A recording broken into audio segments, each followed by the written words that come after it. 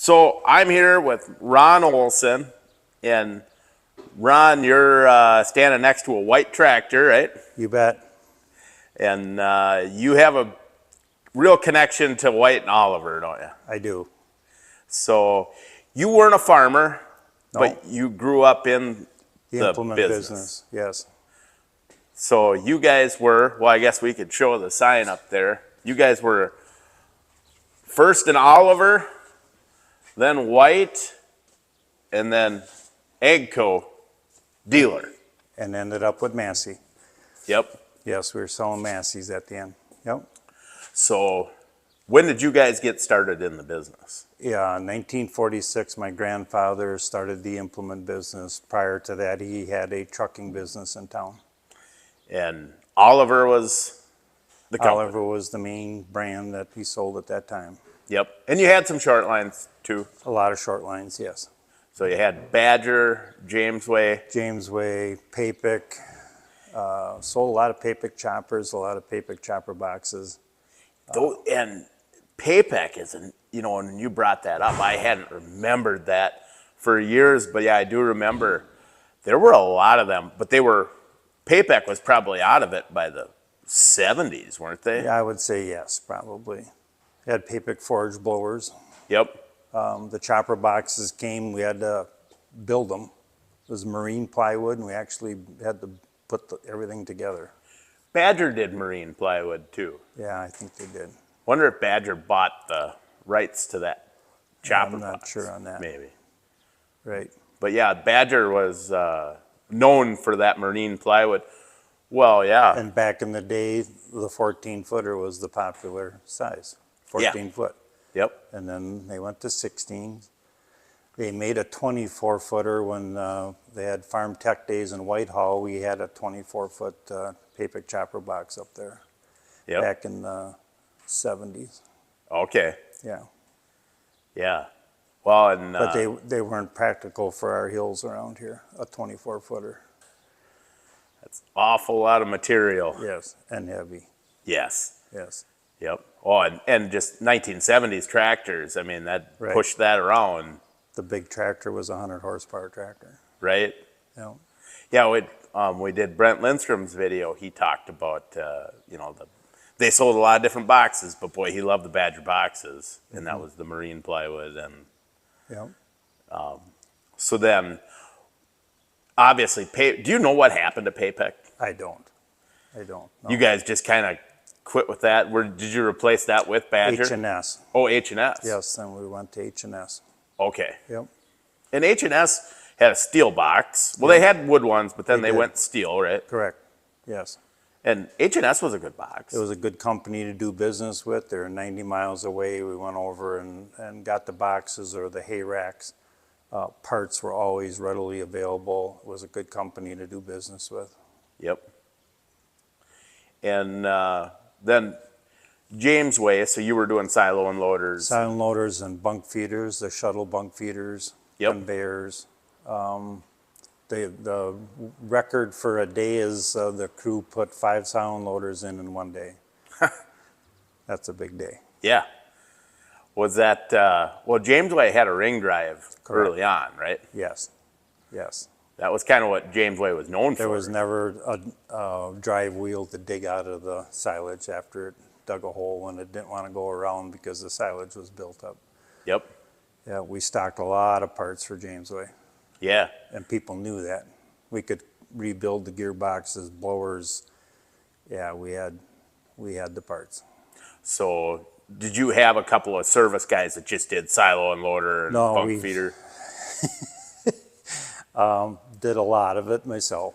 Okay. So you were climbing silos. We didn't have a designated team. We had who was available, who could handle the cold. Yeah. Probably took turns then, because that's who wants to be up in that silo in the cold weather all day. Right. Did you sell any big Jim? We did. Yep. Closest one would have been about 12 miles over by Cochrane. Okay. Yep. So was that in like the center? Yep. Center hole. Yep. Was that like a poured concrete silo or a harvester converted? That was a stave. Really? Yep. Okay. And the guy did very well with it. I think he plugged it a couple times, but it was a maintenance issue. Yep. But I don't know how they came up with the concept, but it actually worked pretty good. And then we had one over by Arcadia also, I believe. Okay. They were for big silos, Big silos, yes. like 24-foot Yes. plus. Right, right. So yeah, they were. To this day, I'll swear up and down that silos were the best way to keep feed, Quality feed, and you know. quality of feed and no mess. Right, And and real estate is so precious. It makes a lot more sense to take your feed and put it up in the air than it does to spread it out right. all over. In today's world, it's of course not fast enough Yep. to feed the big herds, but back Well- in the day for the 60 cow herd, the sound loader was running and they were unloading the cart while the feed was still coming down, so, Yeah. yeah. And now there are some guys that are building really, really big silos and they're going back to it in places. Okay, So it kind of I still think it's a good way to do it, but the silo unloader business and that kind of stuff probably wasn't, was that bigger to you guys than the actual machinery or? no, but it was a great compliment, Okay. yep. So you're doing the silo unloader stuff, but like farm equipment wise, tractors probably weren't as big of your business as it was, say, like, I'm guessing forage equipment was probably huge, right? Yeah, we sold a fair amount of tractors. Okay. Yeah, I'd say pretty respectable on the tractors. Did you have a good market share in this area because you guys as a dealer? I would say yes, we did, and some in the neighboring communities, Arcadia, Independence. We got out a ways, and again, it was because of the parts we stocked and Okay. the service that we offered. So the business started in 46. When did you get into the business? 1976. Okay. Got out of tech school in Wausau and actually got out early that spring because we were really busy at the dealership.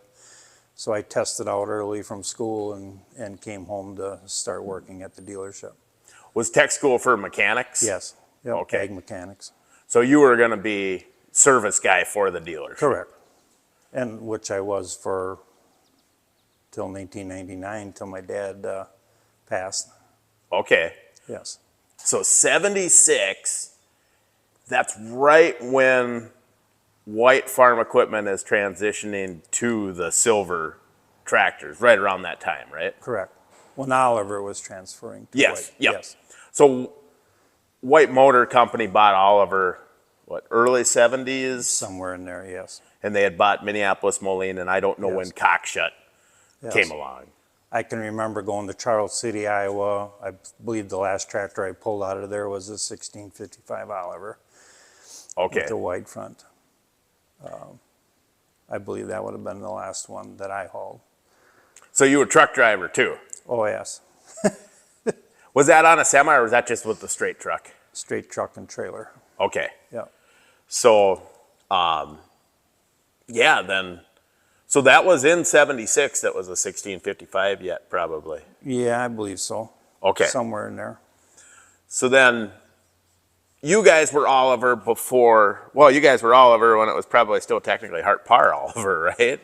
Or, Yeah, I don't think we ever sold any hard pars. No, but that original company. Yes. So then when White, And the first 77 Oliver that we sold is still on a farm up the valley, still running. okay, Yes. Belongs to a Prędzynski, which is a prominent name in this community. did you guys sell a lot of like Super 88 diesels or was that a pretty big tractor? We sold the gamut. Okay. Yep. Yep. 550s, a few 66s. I worked on a farm when I was a kid that had a 66 Oliver. We'd cultivate in the morning and then take the gangs off and hook it onto the rake, and the next morning put the cultivator back on and cultivate with 2 rows until it was time to rake hay again. Okay. I'm talking when I was 12, long Yep. time ago. Yep. So, how about 99s? I don't remember selling any 99s. There were some around with the Detroit, which they Yep. call the converter engine, converts diesel fuel to noise. Yep, that they do. But there was some up the valley. I don't know where the farmers got them, but they used them quite a bit, and it didn't matter if the muffler was on or not. They sounded the same and sounded strong. Yep. So it's 76. You're transitioning away from the green tractors to the silver tractors. Correct. At that point. Yes. Did you have any, because there were some transition models in there where White was taking all of her tractors, painting them red even for a little bit there too, I think. I don't think we got any of them in because it was the new sheet metal. 270s, 285s, 2105s, 130, the 2-135 four-wheelers would have been the most popular ones that we started with. Okay, yeah, so like the Perkins engine. Perkins engines, and then the Hercules on the bigger one. Hercules, correct. Like a Yeah. 155s and 135s, yeah, that was Okay. a good engine. They did well. So, did you sell any 2255s? Did not. Okay, so never any of the. Seen some restored ones, but I couldn't think of how close one would be actually. Okay. So I know we didn't sell any. Sell any 1955s? Yes, Okay. yes. And those had a Perkins, didn't they? Or were they No, the. those are still Waukesha? the Waukesha, correct, Okay. yes. Because, yeah, they had 1900s and then the 1950 had came, or 1950 and the 1950T were, one was, or Waukesha, one was Right. Detroit, right? Right. Were there any of those around the 1950s with the Detroits? A couple, Okay. yeah. All right. So the silver tractors come out. What'd you think of that? Because I didn't know it until this winter. The guy that was responsible for designing those, or restyling them, basically they restyled them. I mean, they weren't like a new tractor. I mean, Right. was So a 270 was a 1655 yep, dressed in silver, yep, yes, and on up the. correct. So that I think it was it Bunky Knutson or something that came to work for White, and he had been with Ford Motor. Okay, And he was one of the guys that kind of designed, in the muscle car era, like the Mach 1s and that kind of stuff. So like the Field Boss tractors had that cool steering wheel with the right, spokes with the holes in it, and yes, right. And I'm willing to bet before the Field Bosses, did you sell a lot of tractors with cabs? No, Most of the 55s and 50s and stuff Right. were open station. right, Did you sell Hinneker year-round at all? we did. Did you? Yep, we put many of those on with air conditioning. Okay. Yeah. Were they year-round or were you Hinneker? Year round, correct. Okay. Yep. Out of the elements, air conditioning, heat, but not super quiet by any means. No, so then the Field Boss comes out with that cab, and that had to be. A world of difference. So I'd be willing to bet suddenly your share of tractors with cab sales went up. Correct. Yep. And And of course, stock the tractors with cabs. right. Yes. So, did you sell like many like 2155s or 2180s? No. We didn't. Not sure why. Maybe a little bigger than what they needed for what the rest of the equipment they had at the time. Yep. Because we're talking pretty early yet. Yep. Yep. We're talking 16-foot discs or 14-foot discs or Right. things like that. So before we went with implements with the wings, of course. Yeah. So, so this transition period, I mean, 76 to 79, I mean, the farm economy was just strong. Yes. Were you able to Were you on allocation for you tractors? struggled to get things that you could sell, Okay, which was pretty frustrating. right, Yeah. And people wanted them, and other dealers weren't willing to give them up right. because they knew they could also sell them. Yep. So, Yeah, and well, and you guys were getting it on every which direction because you're selling silo loaders, new ring drive silo loaders, and they're putting up silos as fast as they can put them up. they were, you bet. Did you have a silo company you worked with that was? Madison would probably be the higher choice. We worked with Rochester, of course, also. Yep. Would have been the two primary ones in this area. Was there a dealer you dealt with, or? In Winona, there was a Madison dealer, Okay. yes. And then he wasn't doing the silo loader. He'd call you guys. Right, right, Okay. right. Yeah, that. I mean, silos were going up, and then guys wanted, pull type choppers, bigger pull type choppers, and Correct. and then you're selling the silos. Well, they got to fill them, and you guys were, because you were talking about Papec, Badger, H&S, but you sold Kools blowers. We sold Kools blowers, yep. Hauled many Kools blowers home from Appleton. And I hadn't thought about Kools in forever, but they were those kind of yellow, orange, Correct, yep. yellow, orange, and white and green of all things. And of course, the 60-inch was the popular one to sell. Because 60-inch, you could really throw. You could throw silage, you bet. Yep. So, what did a new blower cost in the 70s, you think? $1,000? Probably not even. Probably less than two, Yeah. yeah. So, Right. and guys were building these bigger silos, so suddenly if they had an old blower, they needed a new blower that was. They did, you bet. So you guys are moving that stuff like crazy. And then I suppose all the tractors you could sell, so forage equipment and tractors. So Oliver came out with the air planter originally, right? I think they were whites. Okay, I can't remember an Oliver with the air part on it, okay, because the original ones that I can remember were the single blower row units. There's a blower on each row, and those Okay. were on whites. So did you sell a lot of corn planters then? We did. We did good on corn planters way back. I think we did very well on the accuracy. That's what we were advertising. Low maintenance, easy to troubleshoot. Yeah, there was my best year on the planters is when I owned the business. I sold 7 planters one spring, which was a big year for us, and 6 rows and some 12 rows. And I remember I was struggling to get the components to complete these units. Farmers had sold their old planters, so I was under the gun. I actually had to transfer a planter in to rob parts off to finish up a project for somebody else.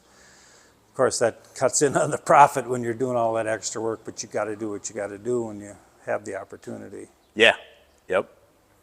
But when the air planter came out, I'm guessing you sold a lot more planters than before We that. did.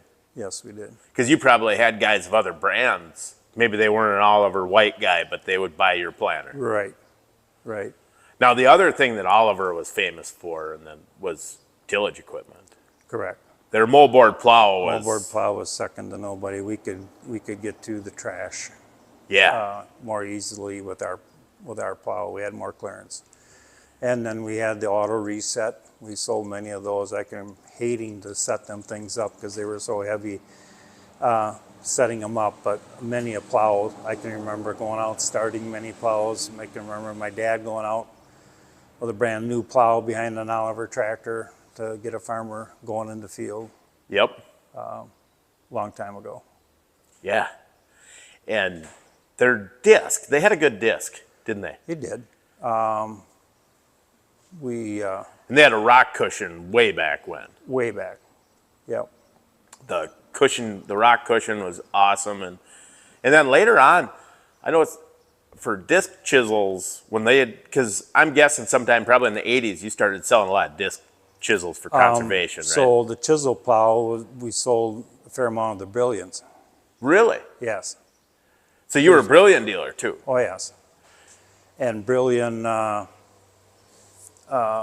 one frame they had filled with lead, Okay. so that thing would go on the ground. Yep. And it was a 10-tooth chisel plow. We sold a bunch of them. Okay. And this is before when they hung everything else on them, you know, the discs in the front and Yep.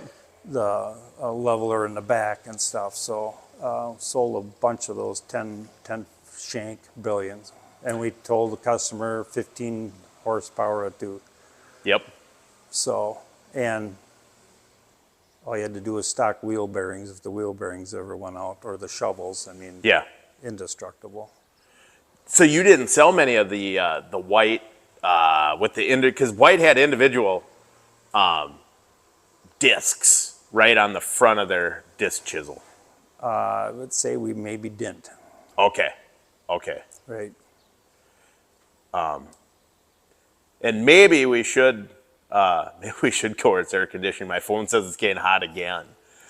But before we do that, we should. Yeah, let's show your corn planter, and as long as we're talking about it, while we're in this building, because it's pretty warm today. Yeah. You got the. If you can get a picture of this, I'd appreciate that. Yeah, that was your guys' dealership. That was the dealership, but my Your I don't want to call it saying, your design. my quote or whatever you want to Yeah, call it. you sold this new. Brand new. Yep. Yep. So here's the white planter that you use for a food plot. Yep. Was at 38-inch rows. Narrowed it up myself this past winter. Had the frame cut off and re-welded the end caps on for the markers. And there's your implement sign, besides the Oliver one you got. Yep. That was on my building across the street. Yep. So, yeah. This is the original shop, the dealership shop, that you added on to. Correct. And obviously it wasn't steel back then. It was block, right? Yep. And Yes. then you remodeled it. Uninsulated, and there was actually wood swinging doors back in the day. So on a windy day, sometimes it took 3 people to drive a vehicle or a tractor into the shop because of the wind. Well, it's never windy here. Not too efficient. Yes. So you were saying this is the founder of the implement then? Correct. Art Scheidegger. And that was your grandfather? Grandfather, and was the first fire chief of the fire department, which actually started in the same year he started the implement business, 1946. Huh. So was he a farmer? From a farm family. Okay. Yes. Yep. So he never farmed on his own then or nothing? No. Okay. Yep. Was your dad a farm kid then too? Lived on a farm, yes. Okay. Small farm over in Tamarack, Wisconsin. Okay. And Grandpa Scheidegger was from the Fountain City area. Okay. Originally. So he moved to this area? Correct. Okay. All right, so back to, we're in where it's a little bit cooler. It's kind of going real good there. You're selling equipment like crazy in the late 70s, and it's just white farm equipment then. Yes. Things started to get iffy in the 80s, not just for farmers, because the farm crisis is hitting, but white motors started to have a lot of problems. Correct. You bet.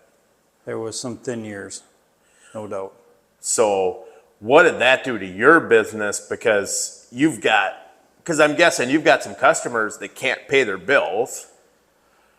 It was always interesting, and I guess I would say that was one of the benefits of being a smaller dealer. You can keep an eye on things much more efficiently and keep an eye on the situation and work with the farmers and be creative.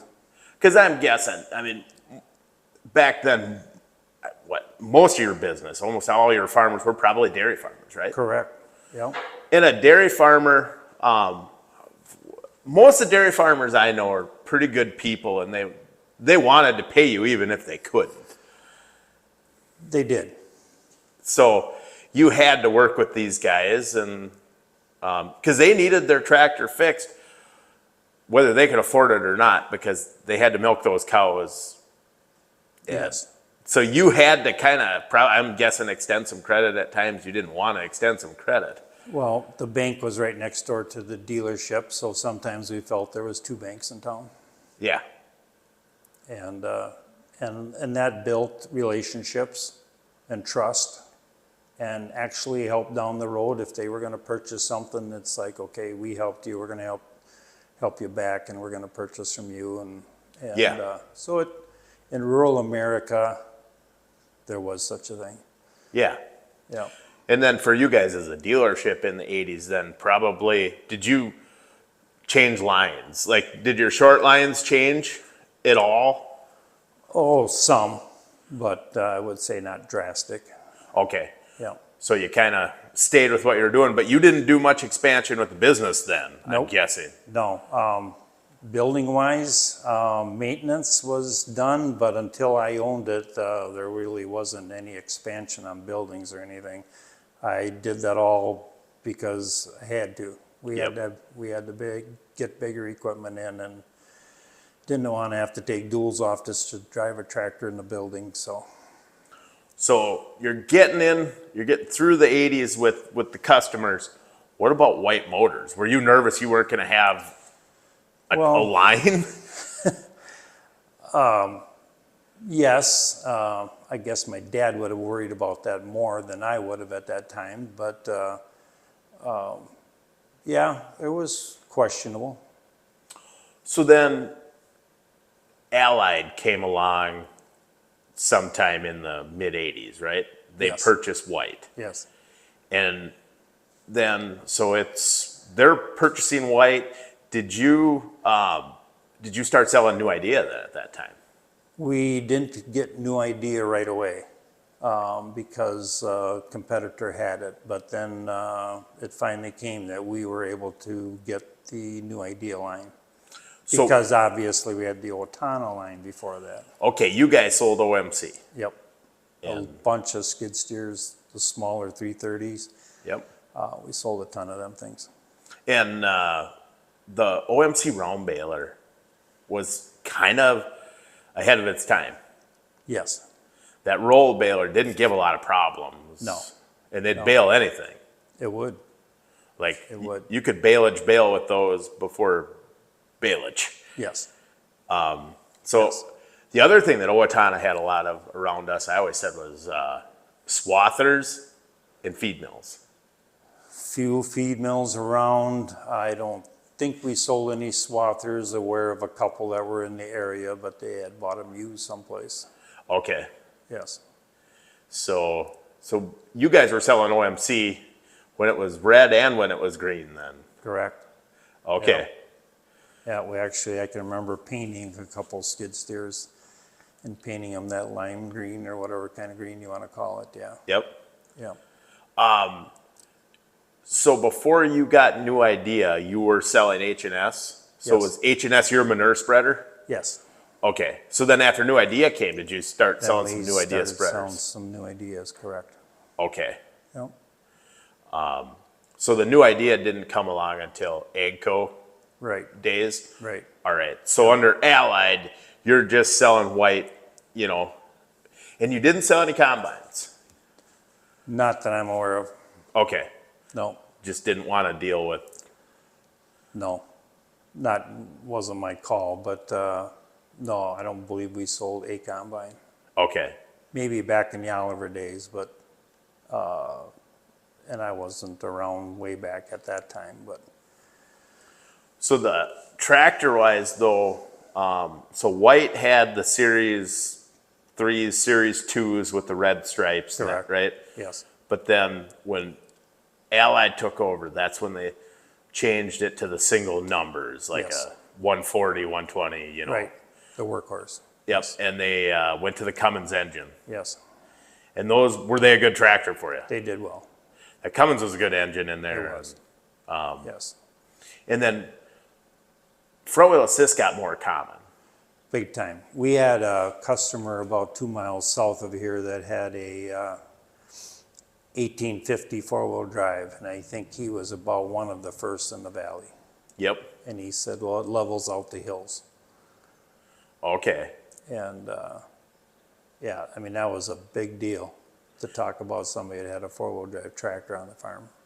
Did you sell many of the white, like, 2 105s and that kind of stuff with front wheel assist? I can remember 285, which is still being used, a 285 four-wheeler without a cab. A few of the Olivers, the 135s, 155s would be the main ones that were the four-wheelers. And you did sell them? Oh, yeah. Okay. Yeah. And then that Clark front end, yeah, built like a tank. And there weren't a lot of those sold, but this area, you guys kind of pushed the front wheel assist? Because of our terrain. Yep. The tail wasn't wagging the dog anymore. Yeah. Yeah. So that had to really help because at that time, Deere wasn't really having much for front wheel assist. Oh, boy. Massey really No, didn't. no, So that was a good thing for you guys. it was. Yeah. So then the workhorse, like the late workhorse series comes out with the actual horse on the Right. side and an updated. They had a really nice cab on them. They did. They did. Did you sell many of those? A few. Did you sell any 195s? I don't believe so. Okay. No. That was a big tractor Right. then, you Yep. know. So they come out with that tractor and did sell fairly well. I mean, for the time, Right. you know, they were quite a bit cheaper than the Deere, and even the Case IH, the Magnum, because by then the Magnum is out. Right.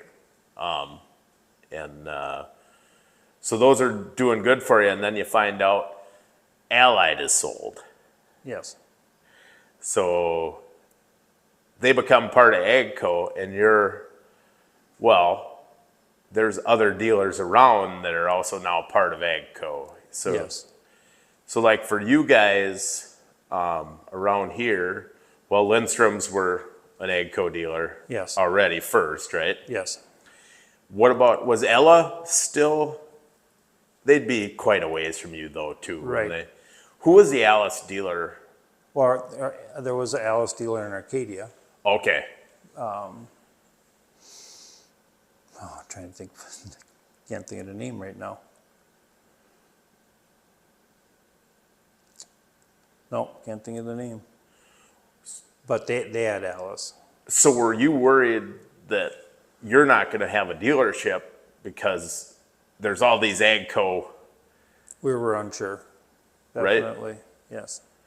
and it worked out because for a while there, you couldn't sell a Massey, you couldn't sell an Agco Alice, you could only really sell Agco White, right? Right. So they really weren't crossing lines anyways. Not really. So was it kind of business just continued on the way it had been? Right. I mean, did the best you could with what you had to work with. Yep. Yeah. So did you sell any of the Workhorse series that had the 6000 series? So they were the 6145 and No. There were some in the area that farmers picked up, but none that we sold. because they had that power shift, Right. and there were some issues with them at first, I think. Right. Okay. Oh, I'll take that back. I think we did move one or two of them. Okay. Yep. Because I can remember dealing with the transmission issues. Yes. So so they had some problems at first. They eventually got them, though, didn't they? I mean, Yeah. They got it worked out. Yep. So then somewhere along in there, and like, so now late 90s, you end up having to take over the business Yes. from your father, right? Yes. So suddenly you go from, so were you basically just a mechanic till I then? was a service tech, yes. Okay. Were you still doing silo loaders and stuff at that time? Yes. Okay, so pretty busy. Suddenly now you're the salesman, the finance guy, everything kind of. Yes, absolutely. And he hadn't really trained you in on any of that then. Absolutely none. Okay. Absolutely none. So you got to make some big decisions then.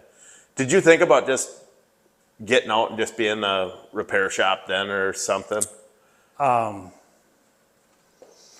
Didn't really think of that, but I can remember my mom, after Dad passed, are you sure you want to do this? Are you sure you want to do this? And it's like, well, I didn't know anything different and felt that I couldn't walk away from the customers and didn't know how much you could survive on a repair business only and buying parts at full price and everything, and liked providing the service, so it took a lot to get everything in place again.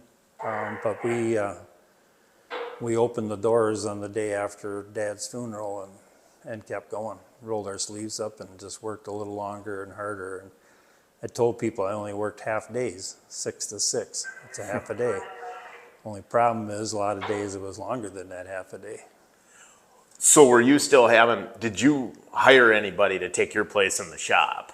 I did, Okay. yes. And of course that's even was a challenge back then. So how many employees did you have when you had to take over? What I hired or how many were there? How many were there? 3, Okay. yeah. So now you're taking over your dad's spot. Did you replace yourself with one, or do you have to get a couple mechanics? A couple, but I was still in the shop, Okay. yeah. So you're doing both. Your Yes. sales calls and Did a lot of trucking at night after we closed. okay. Took tractors back or picked tractors up for repair, or did book work. Being open 6 in the morning was the quietest, so I could get a lot of stuff done at that time before the phone started ringing. Yeah, because most of the dairy farmers are probably tied up till 9, Yeah, I would guess. but if somebody was feeding their cows and blew a belt on the sound loader, Oh, they knew they could come and get that belt. yep. So, always focused strong on service, and that brought everything else in. So are you a parts guy then too? Oh, yes. Yes, but had some good employees. Was too afraid to hire another salesman because I was worried how they would treat the customer. Okay. Probably thinking back, that's short on myself, that you couldn't trust somebody else, but Yeah. I really wanted to take care of my customers, and I was worried that they were not going to be able to treat them as I did. Probably a shortfall on my part. I probably could have even done a little bit better, but I had some really good years. Yep. I did well. My best year, I sold a piece of equipment to 36 new customers, somebody that never did business with us before. And when I think back about that, it's like, that was a hell of a year Yeah. to build 36 new relationships on selling them something. I'm not talking about parts, I'm talking about a piece of equipment. That was, I'll never forget that year. Yeah. So then, sometime in like the mid 2000s, the Agco Alice went away, Agco White went away. It just became an orange Agco tractor, right? Correct. So now you are competing with the Alice guy that, Yep. and now you've got to convince your diehard Oliver guys and White farm equipment guys that they need an orange tractor. Yes. Did that go over okay? It did, but the competing dealer was selling to Massey, and there was so minor changes, inside the cab, a few things on the hood, but it was the same tractor, Right. different color. There was one time that I had a customer in Minnesota that was into the orange, and I couldn't get an orange tractor for him. And I actually had an estimate on painting that red tractor orange for him. Really? Yep, brand new tractor. Was going to put in a paint shop and change it. But it all worked out and everything went well. But yeah, there was some people loyal to, well, they're loyal to all colors, but yeah. Yep. But if hopefully they were more loyal to the dealer than Yes, the brand. right, So when that switch happened, yes. you know, so somewhere along the line in there, you lost OMC because who bought OMC? Because the round baler went to Gale. Yeah. Just kind of they're still making Mustang skid steers. Right. Did you keep selling Mustang skid loaders then? Once my dad passed, then we were not able to sell anymore after that. Okay. Yep. I can remember that conversation. I had to promise him I could sell X amount of units a year, and it's like, I don't know. Never sold a piece of equipment in my life. Right. So then we lost the skid steer, which did well for us. Yeah, with dairies, I mean. Yes. Did you find a different skid loader to? Did not. Okay, so you just went without. Right. Okay. But you still had. Still worked on them and still sold tires for them and all that, but, even for other brands. But, H&S was still going for you for, hand forage equipment and manure sprayers then, were you pushing the new idea instead of the H&S? so H&S, once my dad passed, a neighboring dealer confronted H&S and said that they had to treat me as a new dealer. So I'm down on a knee because of losing my dad, and now this dealer did that to me, and I enjoyed, it was a good product. It was close, good service on parts. And so I had a meeting with them, and it's like, well, I'm not going to beg to sell your product. You don't want me to sell your product, I guess we won't sell it anymore. Wow. Yeah. And I was always hoping that I could maybe extend a little payback thank you type thing, but I never got that opportunity, and I guess that's what happens when you take the high road. Yeah. So you didn't have any forage equipment. Well, Agco, could you sell Heston? Yes, we did sell a chopper or two, and then of course you had the Dion blower. Yep. So but you didn't have a chopper box to sell No. then. And Okay. we're still using chopper boxes then, unlike now there aren't that many being used around here. Right. Yeah. When did Kools quit? Somewhere along in there.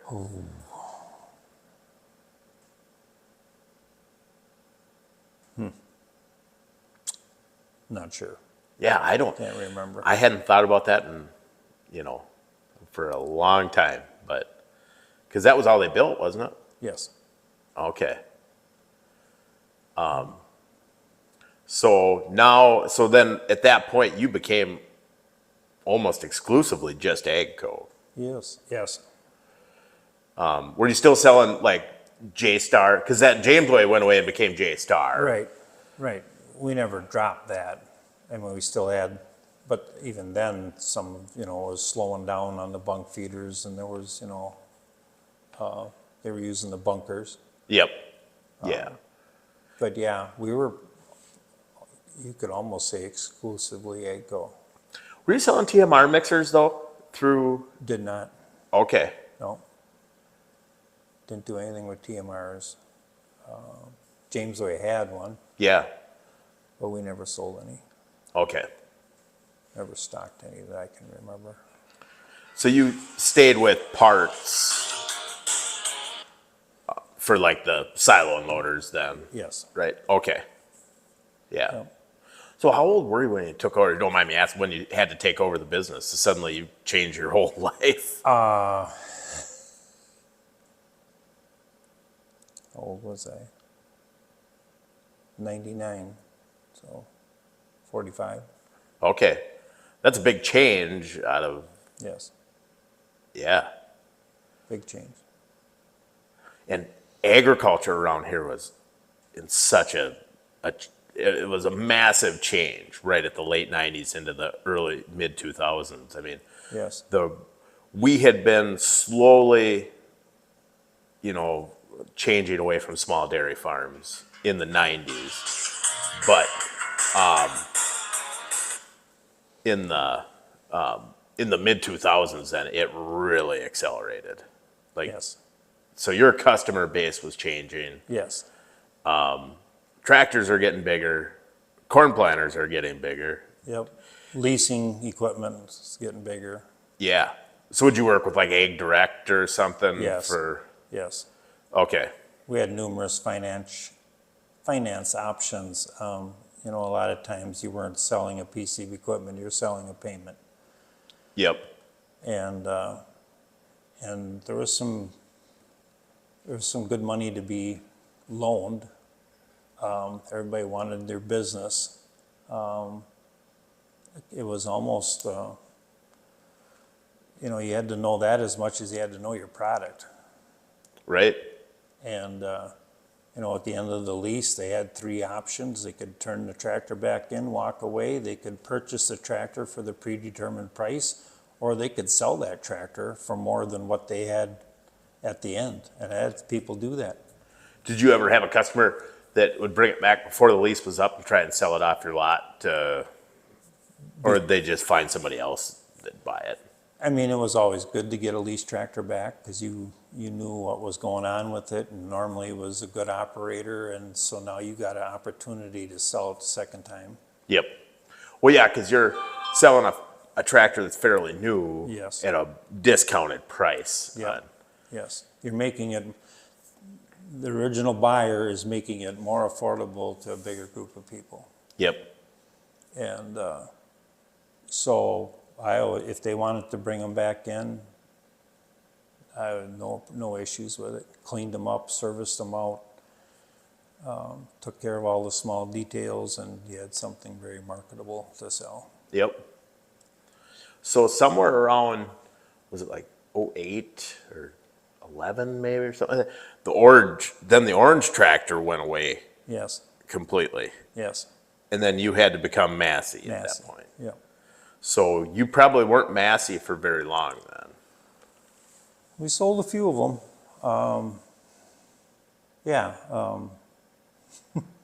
At one time I owned 5 red trucks, so I am kind of partial to red. but same tractor. Yeah, it was good. Okay. So how big did you sell? I mean, for tractors, horsepower wise, because I'm guessing some of the dairies probably wanted a good sized one. 155, 175, few 200, few 200s. Okay. Had a 240 here for a while, had it on the lot for a while, duals all the way around, Yep. ladder tractor. So were you selling some 16-row planters? We never sold anything more than 12. Okay. Yep, Yep. that's as big as we sold. And now 12s are getting small. They are. Yep. Like, so Even in this valley, I don't know if there's any 16s in the valley. I don't believe there is.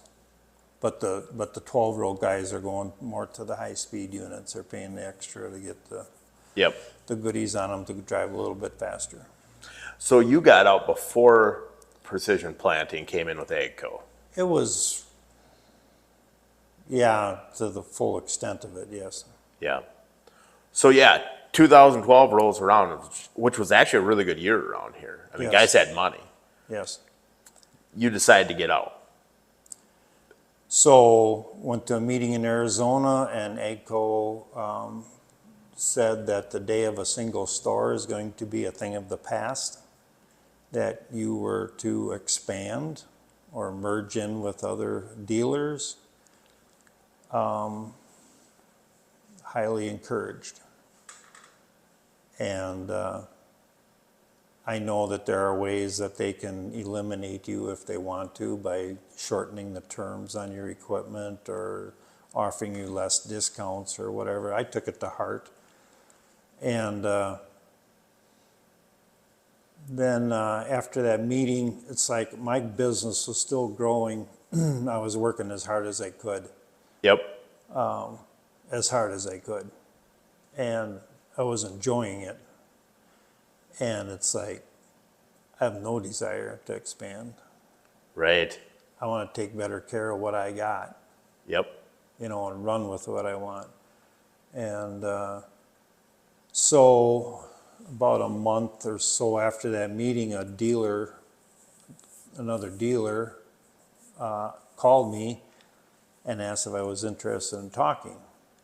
It's like, sure, I'll talk. Didn't know about what. So this dealer, we were sitting at the airport on the way home from Arizona, and she asked me some questions, and I didn't think nothing about it. And well, what they wanted to do is come in on my dealership, basically take over, buy me. Yep.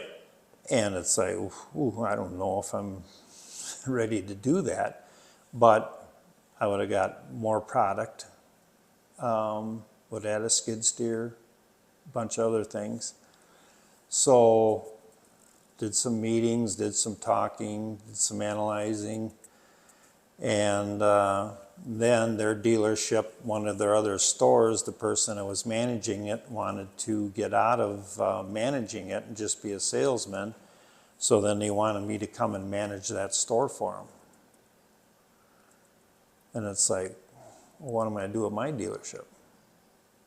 You know, I love this community. I don't want people to tar and feather me if I just pull out.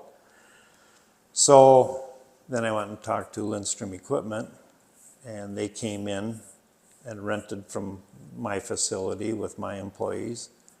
And I went to work for this St. Joseph Equipment out of La Crosse at their Lewiston store. They were a Massey dealer in Case IH, right? In Case, yes. Okay. Yes. And so then I started driving to Lewiston and managing their Lewiston store, and did some sales there. And then one day I got asked if I'd manage the Yoda store, which is about 12 miles away or whatever. Yep. So I ended up having an office in each facility and would share my time, and had 44 employees to deal with and 3 bosses in La Crosse. Huh. That was busy, Yeah. dealing with a lot of employee issues with 44 people. And Lindstrom's taking care of your customers here, right? Yes, So they kept your building open. yes. Okay. And then an opportunity came about that somebody that worked for Lindstrom's was interested in buying my facility to operate a precision ag part and spraying. Somebody from a neighboring community was going to be the investor in it, and like operate this precision planting and spraying business. Yep. So Lindstrom's was willing to go out of the lease, and this guy was going to take over. And then so he started getting some equipment around, semi-tractor, trailer, sprayer, started doing some spraying, and he wasn't turning any money in that he was earning. So all of a sudden, one day, there was like a hostile takeover. And that company came and took all their equipment, and then the building was empty. Oh, So now Lindstrom's was out of it. I got an empty building. Yeah. So it cost me, well, at the end here, before I sold it now, it was a little over $600 a month. So it was like having a mortgage payment on something that's paid for. You know, between Yeah. the taxes and utilities and insurance. Insurance on an empty, unoccupied building is more than if it's occupied, I bet. because that's when dumb shit happens. And Yep. so that was quite an experience. So did Lindstrom or St. Joe actually technically buy you out? Did they take were you able to turn all your inventory back into Agcos? So Lindstrom's had bought a bunch of not parts, well, some parts, but yeah, parts, but equipment, shop equipment and stuff. Yep. They had bought a bunch of that stuff. And then when they pulled out, they obviously took that stuff with them because they had their store in Menominee and Modena. Yep. So, yeah. So then it was empty, and yeah, I'd never been involved in something so upside down. So this guy that was going to do this spraying business, the investor, they were going to buy my facility, and I had a big down payment and stuff. And then when all this other stuff came about, there was some numbers that got transpired by somebody, and the guy said, either you sell it to me for that price or give me that $50,000 down payment back. Well, I could not afford to lose on those numbers that were transpired, so I gave him his $50,000 down payment back, and they were gone. So did you get any rent out of the deal at least for them using it? Till they pulled out. Okay. Yep. Huh. Yeah. And So- then it was empty for a while. So would you have done it different then? Because in a way, your business did, Lindstrom kind of got your territory, but Yep. St. Joseph also got you, which Yep. was, you had customers. Yep. Right. So when you think about how that played out, it was better for other people than it was for me. You probably would have been better off just to sell the business lock, stock, and barrel, wouldn't you? Well, we were working on that. I was working on that with St. Joe's Okay. until they wanted me to come and manage that store of theirs. Yeah. And then this kind of fell aside because they had come and looked at it, and they were content with what I had and could see on, bringing a skid steer in, bringing mixers in. Yep. Yeah, they could see that. So, and that all transpired on one of the owners just asking me some questions, and I just answered them. I had no reason to say anything other than the truth to her, and she must have been impressed, Okay. So, yeah, some interesting stuff. But it worked out, I mean. It did. It did. So you still are you officially retired now? I retired 2.5 years ago, Okay. but I'm still very busy. Been hauling some grain for some farmers, and I'm the fire chief for the fire department. I'm a service director for an ambulance service. I got 46 scheduled meetings a year, and a bunch of stuff on top of that. But trying to remain very active, and Yep. it's working. Do you miss the selling equipment side of it? I miss the customers. I miss the service that we could provide as a small dealer. I saw the service you can provide in a big dealer, Yeah. and there's a lot that gets lost. Yeah, there is. You cannot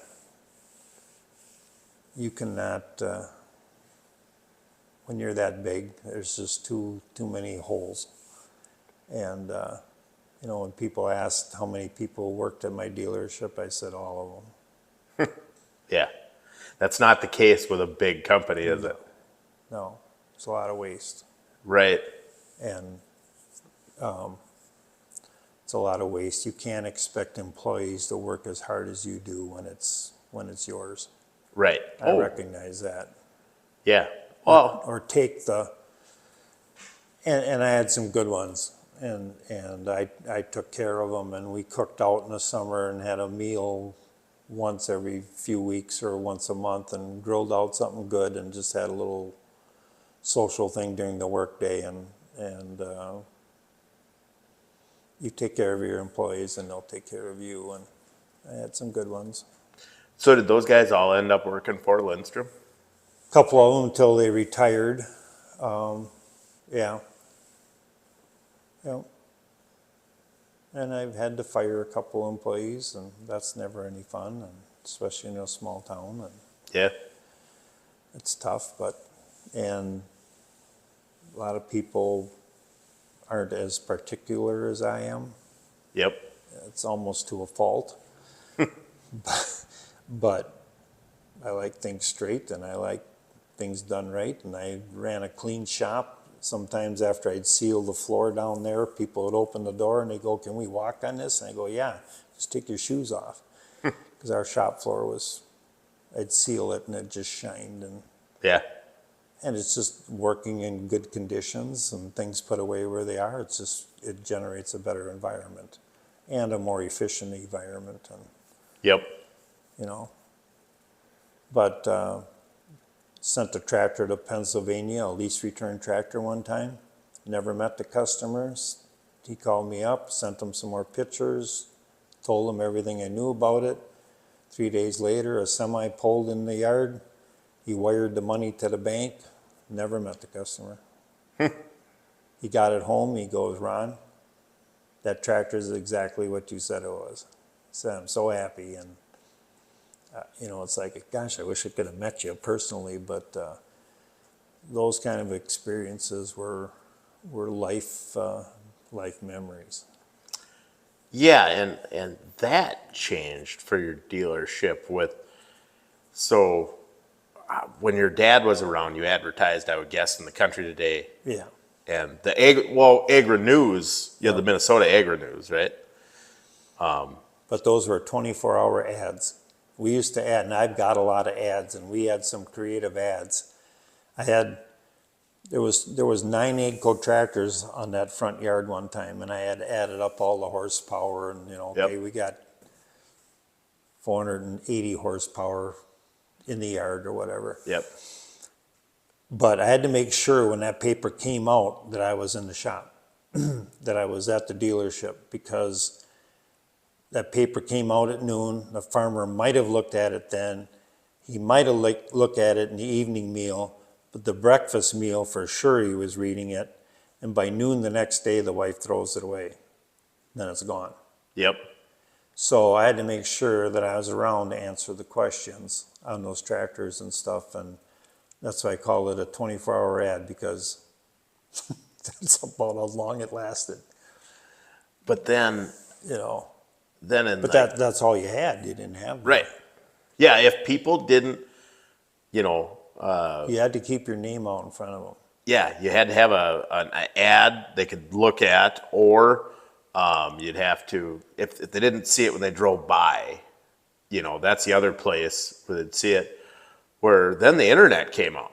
Yep. And that all changed. Yep.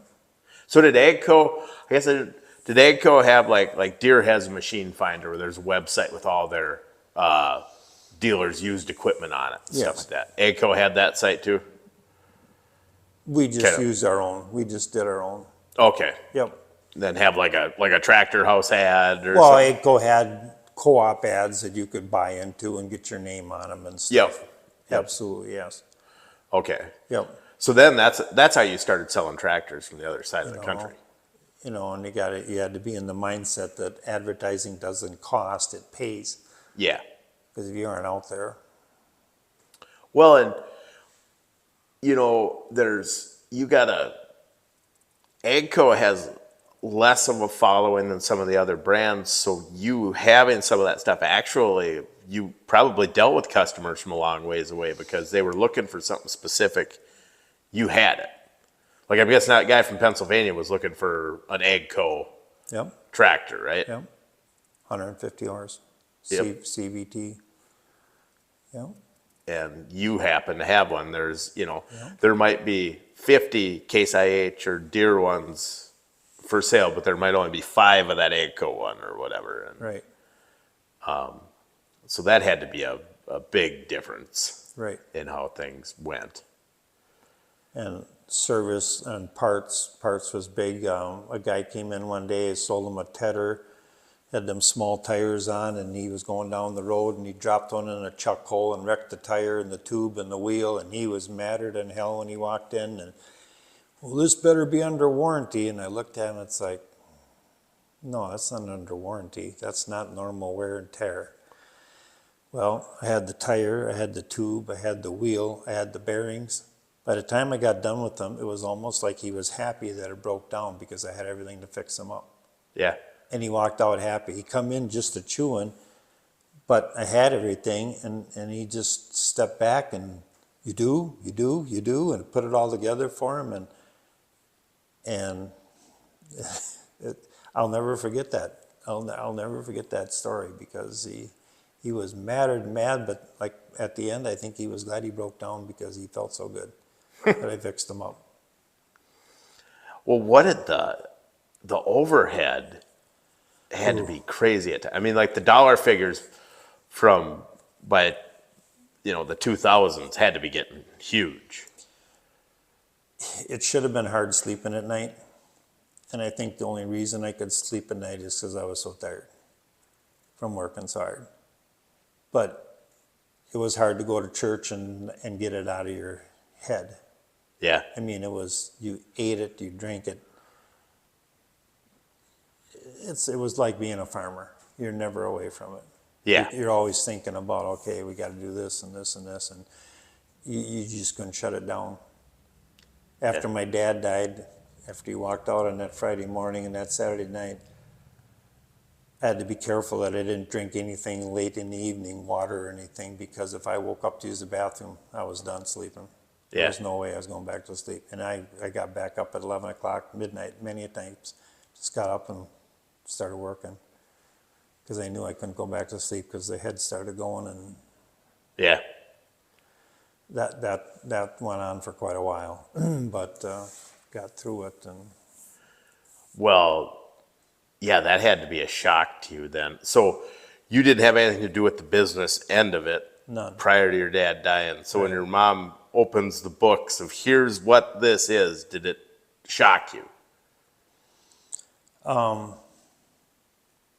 Well, with what had to happen after Dad passed, you had to step up. You had to get more equipment on the lot, and it took a lot more money. Yeah, because your keep dad him. was kind of grandfathered in.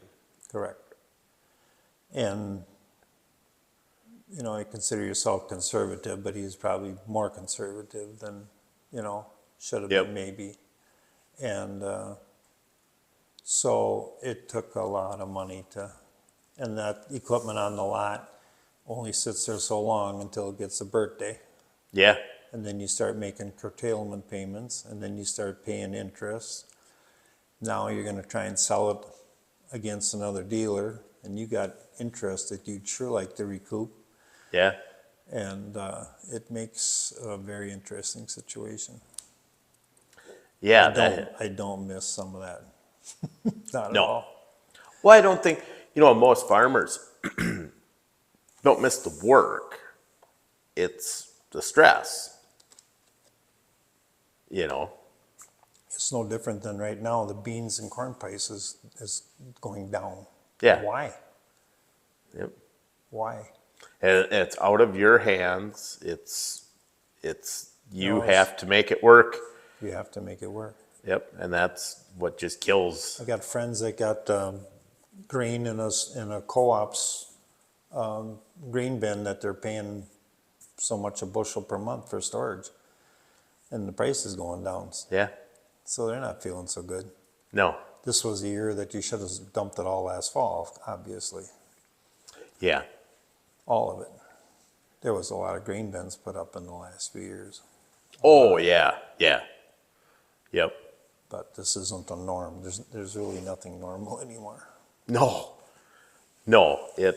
We have this, well, the numbers are big and it's just the swings in this. I mean, the average person has no idea what it's like when your income can vary 60% plus in a So year. many people that don't know that their food doesn't come from a grocery store, Oh, yeah. you know. They should put a thread out, we're running out of food. Yeah. I wonder what people from the town would do. Yeah. No, it is a crazy thing that's happened in You know, agriculture. what the farmer has invested in the hours that those men and women work. There's some women in this valley that run the combines, everything. Yeah. Lady goes through town with a great big grain cart and just, yeah, it's awesome. It's Yeah. awesome to see. Yeah. Well, you better love it. That's the only way that you Right. should be doing this. Right. So then, did you ever have any kids that took an interest in the My business? sons were not involved in the dealership at all. Not mechanically inclined. It's just the way it worked out. We were living in Winona at the time, and they were not involved. At Okay. all. They knew that I worked hard, but They never wanted to have. You weren't bringing toy tractors home, and I wouldn't have wanted them to. okay. You know, they went to college degree, and they're gonna, you know, they started earning some pretty respectable money right away, and you know, proud of what they did, and they're very successful, and yeah, they don't have to work the hours that I did. So even like when they were in high school, like summer jobs, you didn't No. have them come out. No, they always had summer jobs, but nothing at the dealership. Huh. Yeah, I knew what it was about, and it's like, no, you guys can do better than that and make more and work less. So did you keep a lot of the stuff from the dealership, like over the years? Did you keep, old, advertising and I keep? got some pretty cool stuff. My brother does too. I got a lot of toys that I may get rid of eventually because they aren't going to mean anything to my sons. But Yep. some neat stuff on there. But some of the and just recently got a calendar that somebody found in a drawer from 1950 that my grandpa had. Really? It's an Oliver calendar in excellent shape. Just got pictures of a bunch of old equipment. The tractors were new, but Yeah. from 1950, so it's 88s and smaller. Right? So some of that stuff is pretty precious. Do you keep any of the brochures over the years? Didn't. And I bet a new series would come out and you just threw away whatever you Oh had. my God. Yeah. I got a couple of the old, old manuals, Oliver manuals that I had, service bulletin type things. Yep. You know, you came out and you put them in a book. They were orange pages. But oh my gosh, if a guy would have only known, Oh, yeah. you'd have rented a building and stored every sheet of paper, the rack that the paper was stuffed in. I can remember this Oliver four-sided type thing with the Oliver logo thing on the top. Oh my gosh. Yeah. But we still got some pretty cool things. Yeah. That sign that's hung, I'm sure that was the first Oliver sign that grandfather had out by the road. Yep. Hung up there forever. It's never been retouched or anything and touched up. And Did you keep any of the old stickers that you put on equipment you're selling it oh new? yeah, got them. Okay. Yep. Yep. They go back before you even put an area code on them? No, but that calendar had the phone number said 94E. Yeah. I don't remember that. Yeah, you'd have to do the operator and, yeah. Yeah. So, No, I know even like some of the dealership stuff. I've got a keychain in a tractor that it gives it's the Duran number, but there's no 715 in front of it. It's just 672, you know, because you didn't put an area code in unless you were calling long distance, right. you know. Yeah. So that changes everything. We had a 65th anniversary at the shop. That was after my parents both passed and stuff. So we had a celebration and brought in a lot of people, served a heck of a meal. I had some head honchos from Agcos come in from Atlanta, Georgia. Really? Yeah, that I had met at meetings and stuff and came to Wamumandee, Wisconsin. That was pretty cool. Yeah. So over the years, like of all the equipment that came and went out of here, are there a couple of favorite models? On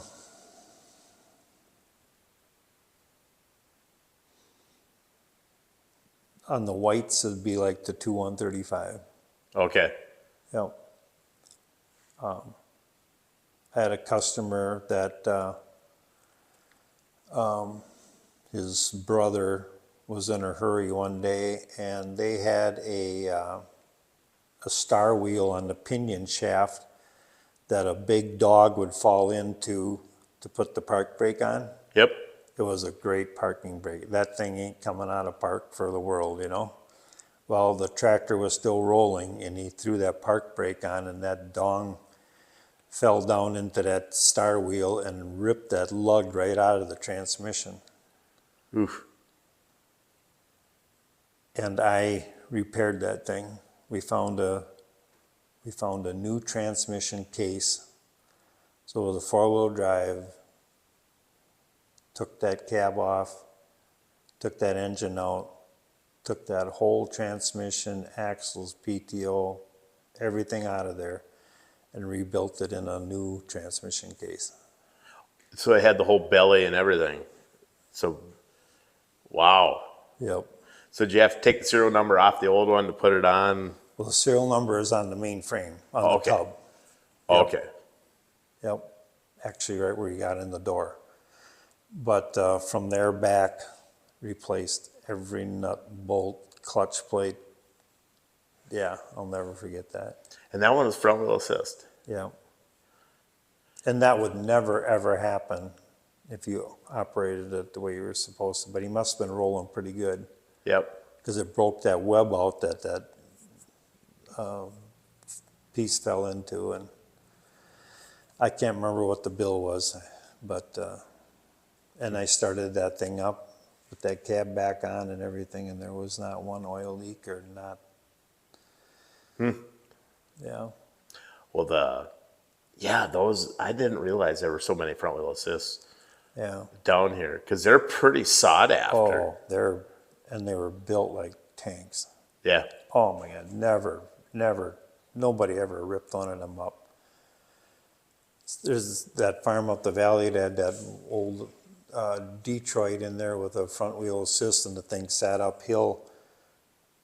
You know, the oil, I don't know, didn't get changed in there for years and years and years, and didn't leak oil, nothing went out, just kept working. You know, it was a mechanical engage and disengage. Yep. Which is pretty idiot proof, and yeah.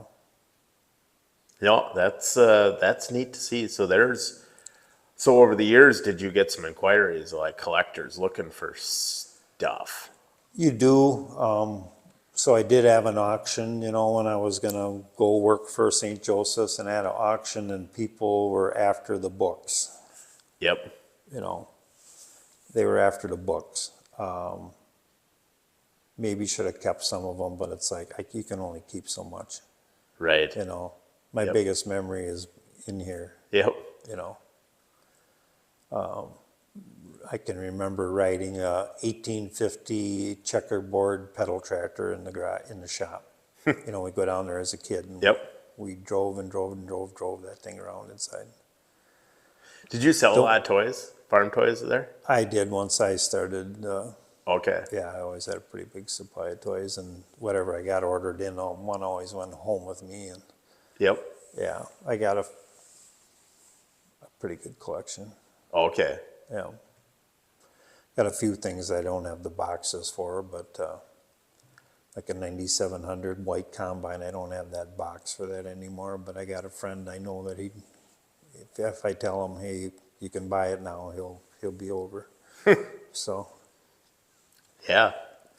Yeah. And I think were the white toys made by like Spec Cast or Yeah. something? Okay. and I built a cab for a pedal tractor, a 6215. I built a cab with the roof on it and made it mobile. I used the motor out of a charcoal grill, and I got a converter on it, and I got lights on it. I was actually in Toy Farmer magazine with it. I got that at home. It's kind of Yeah. cool. I might put that in that little man cave I got down in my shed here. I'm gonna hang it up, and I have a remote that I can hit a remote and put the lights on. Yep. So it looks like a workhorse. And the cab, I got the converter underneath the roof and stuff. Yeah, I did a pretty good job on it. Huh. Yeah. No, that, yeah, 6250, that would have been one of the last of the white Yeah. tractors then. Yep. Huh. Yeah.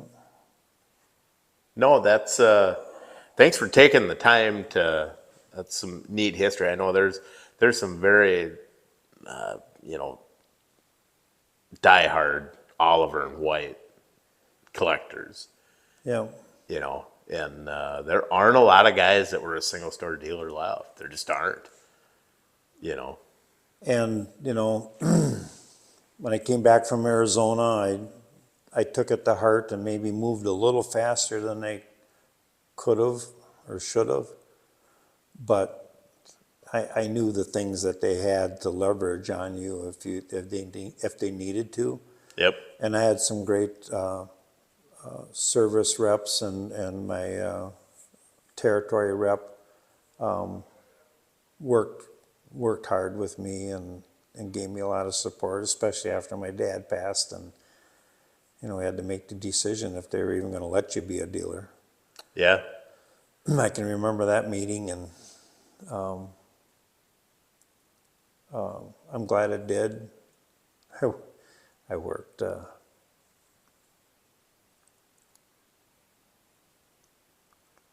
What about hard hard at it.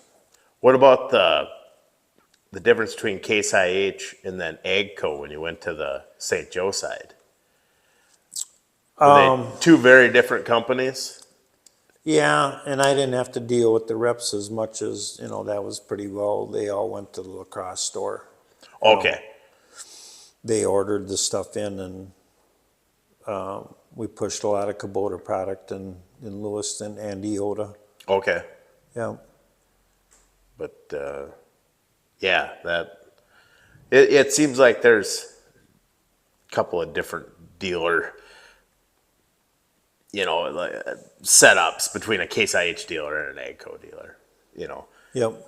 Because Agco, it seems like there was a handful of small dealers still, and there is still a couple around. Yeah. They're very small, but then Agco started pushing with the cat dealerships. So suddenly you had these massive dealers. Yep. Yeah, I'm trying to think of the single store Agco ones that are left.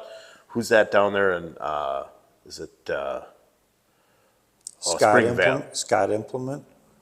Lodemeyer's. Yeah, Lodemeyer's is still single store. Yep. And then, yeah, down there in Spring Valley, Minnesota. I forget who they are. Spring Valley. I should know the name. But down in Scott Implement down in Platteville, I think they might still be single, but those guys were all bigger than me, Yep. Yeah. You know, the most expensive piece of equipment I ever sold was $178,000. That was a tractor. Yeah. Well, to get to the volume that they wanted to, there wasn't that much equipment being bought in the valley, you know, if everybody just went to me. Right. You know, Well, yeah, and think of like what Lindstrom's are doing with the. with the fence and the choppers. And Oh yeah, I mean, that's big, big, big, big. yeah, it's a whole different thing now. Yeah, yeah, whole different ballgame. Yeah. So, no, it's amazing how it's changed in that, you know, in farming and the dealership, it's all different now. And we're not going to see that ever again, you know? You know, we made a good livelihood on Jamesway farm equipment, though there ain't Yeah. much of that used at all. Nope. So that's why I like to get all this history, because it's just being forgotten, you know? Yep. So, yeah. Well, thanks a lot, Ron.